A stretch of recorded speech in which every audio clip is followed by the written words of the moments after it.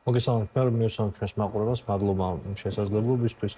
ხო, პაპუაშვილი არაფერი არაა, გარდა იმისა, გარდა რაღაცა სალაპარაკო აპარატისა, პროპაგანდის, რომელიც იწერება მოსკოვში და არა სხვაგან. ანუ აი ეს რაღაცა ეგრეთ წოდებული წინასწარ მომზადებული, პრეფაბრიკირებული პროპაგანდის მესიჯები ისინი იწერება მოსკოვში და არა პაპუაშვილთან, ხო, რომელიც თავიდან ბოლომდე არის დაფუძნებული რაზე? ერთის მხრივ კონსპირაციის თეორიებზე და კონსპირაციულ მოდელზე, სადაც რაღაცა სამყაროში რის მთავარი მდგენელიც ის არის, რომ წარმოაჩინოს საკუთარი ხელისუფლება და საკუთარი თავი რაღაცა მაღალი მნიშვნელობის მოვლენად და საქართველოს მოქალაქეებმა უნდა გაითავისონ, რომ სამწუხაროა თუ საბედნიეროდ ეგრე არის, საქართველო არ არის იმ მასშტაბის პრობლემა გეოპოლიტიკურ თამაში, იმ მასშტაბის მდგენელი, რომ ამ ხელა ყურადღება მიაქცევს თუნდაც მაგ პროპაგანდაში deep state-მა.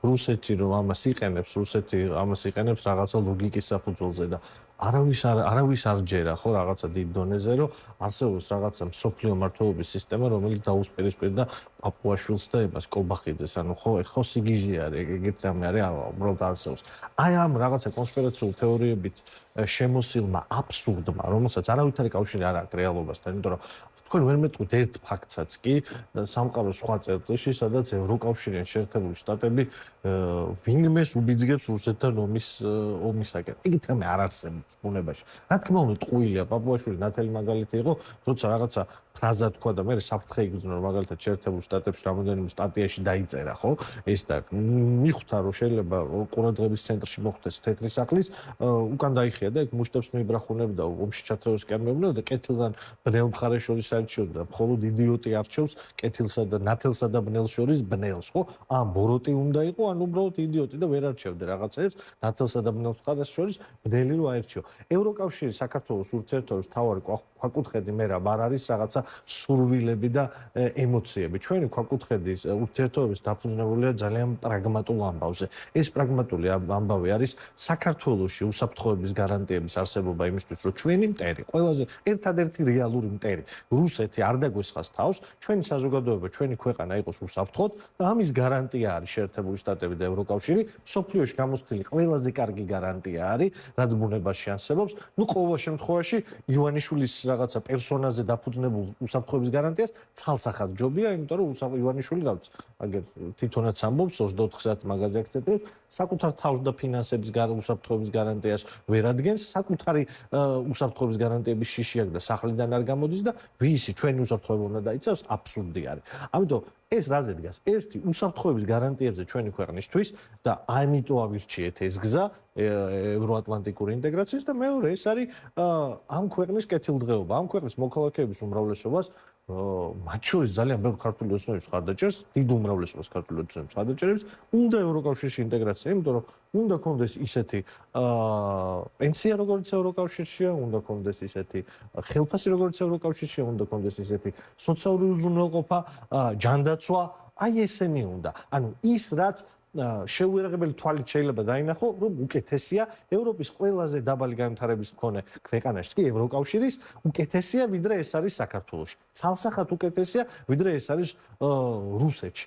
ცალსახად ვერ იქნება, ხო? აი ქართველებს ვერ დააჯერებ რაღაცა სასწაულით არ მოხდა, რომ საქართველოს ბედი აშხაბადში გადაწყდა. შეხედე რა ხდება, რა თქმა უნდა და ძალიან საშიშია ეგ ამბავი. ხელისუფლება ამაზე აკეთებს აქცენტს, რომ ევროკავშირი ისეთი აღარ არის, ევროპა ისეთი აღარ არის.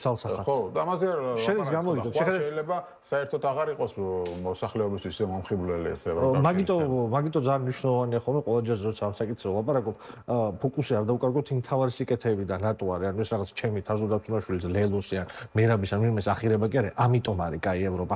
გავახსენოთ, იმიტომ რომ მართალს ამბობ, მას შემდეგ რაც რუსული კანონი მიიღეს, ანუ შეზღუდეს ყველანაირი რესურსი და საშუალება იმისთვის, რომ ამ ქვეყანაში, რომელსაც სჭირდება ეს, ამ ქვეყანაში ელაპარაკოს ჩვენ მოქალაქეებს, რატომ არის კარგი დასავლეთი, ამის ყველა საშუალება შეზღუდეს პირდაპირ თქვა, ხო, საქართველოში ვეღარ ოპერირებს ერთ-ერთი საერთაშორისო ორგანიზაცია ან NGO, რომელიც ამის პრომოციას აკეთებდა და პირიქით ხელისუფლება საქართველოსთვის მოღალატეობრივ საქმიანობით არის დაკავებული და აშავებს, თქვა, საქართველოს ერთადერთ სწორ მომავალს. შესაბამისად, ხო, ეს შედეგს გამოიღებს, ამიტომ ამას უნდა ვებრძოლოთ ყოველთვის იმ ადამიანებმა, ვისაც რომელსაც გვესმის სად არის მთავარი და მთავარი არის იქ რომ მშვიდობა რუსეთთან ერთად შეუძლებელია. ხო, არსებობს რაღაცა ფაქტები, რომელსაც ვერ გაიქცევი. საქართველოში მშვიდობის მთავარი მტერი მისი დამოუკიდებლობის მანძილზე არის რუსეთი.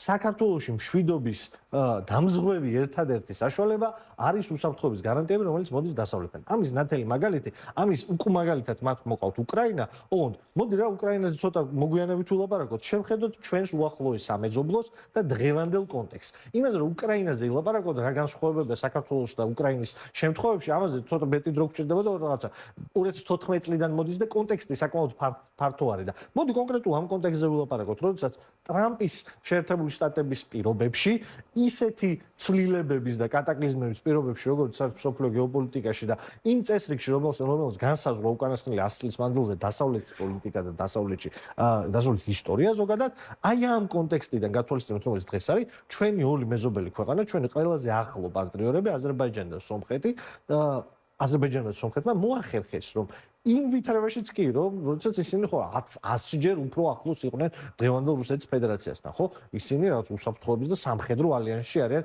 რუსეთის ფედერაციასთან. ამ ორმა ქვეყანამ, ჩვენმა მეზობლებმა მოახერხეს, რომ გამოეყენებინათ სწორად აი ეს მოცემულობა, რომელ მოცემულობას უკრაინაში დაწყებული ომის პირველივე დღიდან ვამბობთ, რომ არის ერთგვარი შესაძლებლობის ფანჯარა საქართველოში.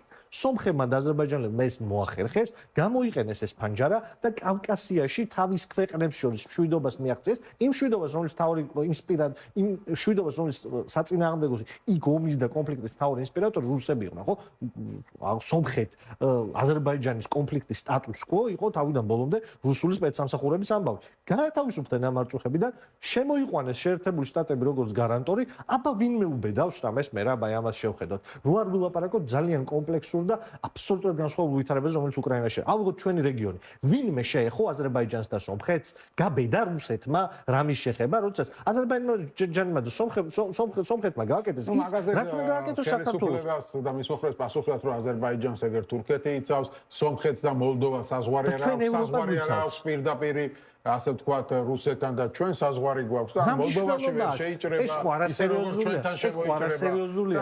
რაში ჭირდება საზღვარი რუსეთს იმისთვის რომ სომხეთში შეიჭრას? რაში ჭირდება საზღვარი რომ დაბომბოს მაგალითად მთელი სომხეთი? იგივე სცენარიდან რომ გამოვიდეთ. იმიტომ რომ ამას არ აკეთებს ერთი მიზეზის გამო. იმიტომ რომ იქ არის ტრამპის შეერთებული შტატები. ტრამპის შეერთებული შტატები, რომელიც არ უშვებს იგივე შეცდომებს, როგორც მაგალითად დაუშვა 2014 წელს და იმ პერიოდში ობამას ადმინისტრაციამ. როდესაც სისუსტე დაინახა პუტინის რუსეთმა დასავლურ სიმტკიცეში აზრის, მაშინ გამოიყენა ეს და მაშინ მოხდა ყირიმის ანექსია და შემდგომ აი ამაზე. ეს დიდი თემა არის. მაგრამ როდესაც პუტინმა იცის, რომ აქ ტრამპის ადმინისტრაცია არის დაინტერესებული, რომ დღევანდელი ამერიკა, რომელიც შეიძლება ვიღაცას იზოლაციონისტური ეგონოს, ოღონდ ძალიან გაუნათლებელი უნდა იყოს, რომ დღევანდელი ამერიკა იზოლაციონისტური უნდა გეგონოს. ის რომ ის რაც დაწერა დღეს უსაფრთხოების დოქტრინაში ვიღაცას იზოლაციონიზმი გონია და რაღაცა პრევილსონიანური პოლიტიკაზე დაბრუნება გონია, ეგ ხო იდიოტიზმია ერთის მხრივ და მეორე მხრივ პროპაგანდა ყვებას ამას. შეერთებულ შტატებმა უბრალოდ პარადიგმა შეცვალა. ოღონდ ყოველთვის ექნება მთელ მსოფლიოში თავისი ინტერესი. კი, ოღონდ შესაბამისად ეს თემა ჩვენთვის შეიძლება დაიხურა. კი, ოღონდ არ უთქვამს შეერთებულ შტატებს, რომ ის აღარ იქნება თავისი მოკავშირეების უსაფრთხოების გარანტია. პირიქით. ამერიკა მაგ თქვა, რომ მე აღარ შევიზღუდებ მარტივად რო თქვა. შეერთებულ შტატებს დღევანდელი დოქტრინა არის ის, რომ ის არ შეიზღუდება მაგალითად ადამიანის უფლებების, დემოკრატიული პრინციპების ჩარჩოთი, ამ ჩარჩოთი აღარ შეიზღუდება და თავის ინტერესებს ამ ჩარჩოს მიღმა გაატარებს და ამის მაგალითია კავკასიაში მისი დღევანდელი ყოფნა. კავკასიაში ტრამპის ადმინისტრაციის ინტერესი ცდება დემოკრატიის და ადამიანის უფლებების ჩარჩოს, აზერბაიჯანი, სომხეთი ამის მაგალითი არის. ჩდება ამას პირიქით. მათ უნდათ უსაფრთხო დერეფანი და ამ უსაფრთხო დერეფანს კავკასიაში მიიღებენ და საქართველოს შეუძლია იყოს ამის ნაწილი. იყოს ისე ზუსტად როგორც სომხეთი და აზერბაიჯანი. აზერბაიჯანს აქვს საზღვარი რუსეთის ფედერაციასთან. რუსეთის ფედერაციას იმის თავი რო კონდეს, რასაც ასაღებს პაპუაშვილის ნაირი არარაობა დღეს პროპაგანდის სახელით და რუსების სახელით, ამის თავი რო კონდეს, გადადგამდა ამ ნაბიჯს, იმიტომ რომ მისთვის ძალიან დიდი გეოპოლიტიკური დანაკარგი არის კავკასიის ორივე ქვეყანა, კავკასიის 3-დან 2 ქვეყანა. საქართველოს მოკავშირე არის შეერთებული შტატები, საქართველოს სტრატეგიული პარტნიორი იყო შეერთებული შტატები. თურქეთის მოკავშირეობა აზერბაიჯანთან შეიძლება იქნას აღქმული იგივე კონტექსტში, მაგალითად საქართველოს შეერთებული შტატები, საქართველოს ევროპის მოკავშირეობა. ამიტომ შეგულება არ აქვს. არა გვაქვს, მაგრამ საქართველოს ზუსტად იგივე პრინციპით, ანუ შეხედა ამაზე შეგვიძლია ბევრი ვიდაოთ. ოღონდ ფაქტებს ვერ გავექცევით. ვერ გავექცევით და ვერ ვიპოვით აი ამ რაღაცა ვერ შევყვები ვერც ერთ აი ამ მიზეს. ტრამპმა გადაწყვიტა, არ ეშინია პუტინს მარტო ერდოღანის მერაბ. არ ეშინია. არ არის თურქეთი საპირწონე გარანტია თუ პუტინს თავის ინტერესს გატარება უნდა ამას გატარებს. ამის თავი არა აქვს. იმიტომ რომ კი არა რომ ერდოღანი აქვს, იმიტომ რომ ტრამპი აქვს, იმიტომ რომ ამერიკის ინტერესებია და იმიტომ რომ იცის რომ ამის გამო პასუხს მიიღებს. და ზუსტად იგივე ამბავი შეიძლება საქართველოზე ანექსია, კაპიტულაცია და მტრისთვის ქვეყნის ჩაბარება, ეგ მშვიდობა არ არის. მშვიდობა არის ის, რაც ხდება სომხეთში და აზერბაიჯანში. მშვიდობა არის ის ახალი როლი, რომელიც კავკასიის ჩვენმა ორმა მეზობელმა ქვეყანამ შეიძინა და რომელიც იყო განკუთვნილი პირველ რიგში საქართველოსთვის, მოდი პირდაპირ ვთქვათ, საქართველოსთვის იყო ეს როლი განკუთვნილი. შუა დერეფნის და კავკასიაში აი ამ მოკავშირის დასავლური სამყაროში საქართველოს როლი იყო. საქართველოს ამას შორდება დღეს და თავისთვის ყველაზე მძიმე სცენარში შეიძლება მოხდეს. ამიტომ ამაზეა ლაპარაკი. არ არის ლაპარაკი, აი დღეს არც ერთ სიტყვას არ ვიტყვი, არც ადამიანის უფლებებზე, არც დემოკრატიაზე, არც ინსტიტუციებზე. ვილაპარაკოთ იგივე ჭრილში, რა ჭრილშიც ქართული ოცნება ყიდის აი ამ თავის უბინძურეს პროპაგანდას, მოღალატეობრივ, კაპიტულანტურს და სამშობლოს მოღალატეობას როგორც ყიდის. აი ამ კონტექსტში ვილაპარაკოთ. არაფერი დიდი გეოპოლიტიკური თამაში, რომელიც საქართველოს გაქრობით ემუქრება, არ არსებობს. მარტო პაპუაშვილის თავშია და ივანიშვილის კოშმარულ სიზმრებში ეგ სცენარები. მაშინ როდესაც შენ ხარ შეერთებული შტატების, დღევანდელი შეერთებული შტატების, ტრამპი შეერთებული შტატების მოკავშირე, შენთან რუსეთი ვერ იბლატავებს, მარტივი ამბავი არის, ვერ იბლატავებს. აი ამის შესაძლებლობას ეხა უშუალოდ ხელიდან. თუმცა ტრამპთან ვერ დაალაგდება, ვერ დაალაგდება ტრამპთან, იმიტომ მე რა შეხედე რაოდენში არ უნდა იცადონ დღეს დადგნენ, თარგმნონ ხანდახან ცუდად, იმიტომ რომ უნიჭო ხალხია, ტრამპის იდეოლოგიური ხაზები და შეეცადონ რომ ამაზე მე დაждდნენ და მე იძახონ რომ ხალხო დაგვინახეთ თქვენაერად ლაპარაკობთ. რაოდენ ეს არ უნდა ცადონ ტრამპის ადმინისტრაციისთვის მოკავშირე რუსეთულმე ხალხი, ანუ მოსკოვის სატელიტი ვერასდროს ვერ იქნება. ის რომ რუსეთთან ეხლა ცდილობს საერთო ენის გამონახვას იმისთვის რომ კონფლიქტი დაასრულოს, ეგ აბსოლუტურად სხვა მოცემულობა.